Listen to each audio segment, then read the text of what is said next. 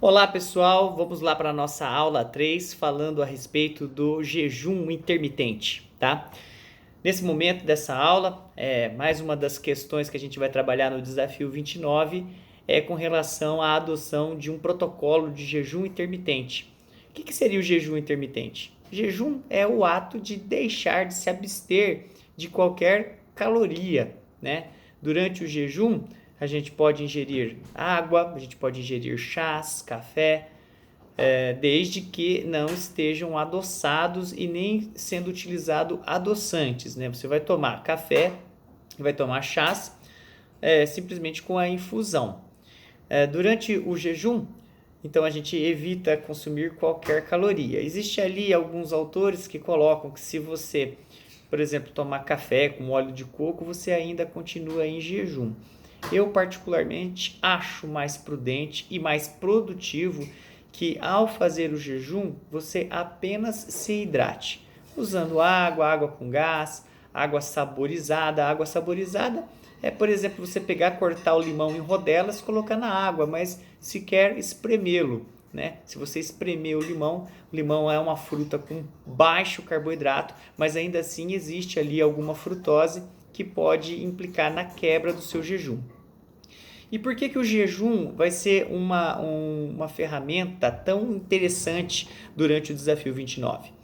A gente sabe que a principal causa para o ganho de peso é o aumento exagerado da produção de insulina.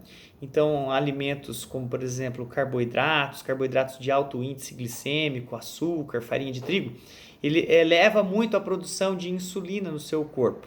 E a insulina aumentada juntamente com altas quantidades de carboidrato colocam o seu corpo numa condição muito mais favorável para ganho de peso, tá? Tem combinações ainda piores, que é carboidrato alto juntamente com gordura, por exemplo, batata frita, né? Batata rica em amido com um óleo vegetal ainda por cima, que é tóxico, muito inflamatório, associando carboidrato e gordura, isso não é nem um pouco interessante. E o jejum, que é abster-se completamente de calorias, né? Então você vai se hidratar, mas não vai estar ingerindo calorias. E o jejum tem um impacto, portanto, muito importante na regulação da insulina, porque você em jejum não vai produzir insulina nenhuma. A insulina vai ser estimulada quando você come carboidrato e determinados tipos de proteínas, né? As proteínas também podem estimular a produção de insulina. Mas em jejum, você não tem qualquer impacto na produção de insulina. A insulina é o principal hormônio responsável pelo sobrepeso e obesidade quando ela é produzida de maneira excessiva. E também a resistência à insulina. O que é a resistência à insulina?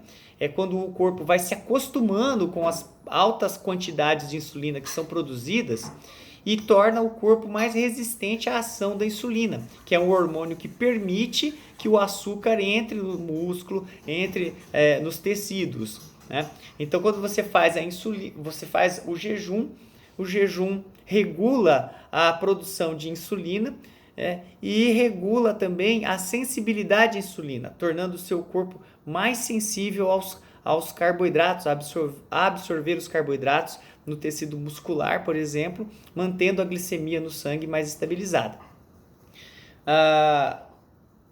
Uma característica que a gente vai, na aula 3, associar ao jejum é a paciência, né? A paciência nada mais é do que a capacidade de esperar por algo, né? Então, durante a aula 3, nós vamos refletir então, nesse dia, sobre a questão do jejum, que é uma questão técnica do desafio 29, vai ajudar muito a gente no emagrecimento, porque controla a produção de insulina, melhora a questão da resistência à insulina. Enquanto você come, você não ingere calorias, então é nada mais magro do que ficar em jejum. E vamos também trabalhar essa questão da paciência. Paciência é a capacidade que a gente tem de esperar por algo. Então, durante o desafio 29, tenham paciência para esperar o resultado que vai vir depois dos 29 dias. Muitas pessoas vão experimentar grandes resultados mesmo antes desse período, tá, pessoal?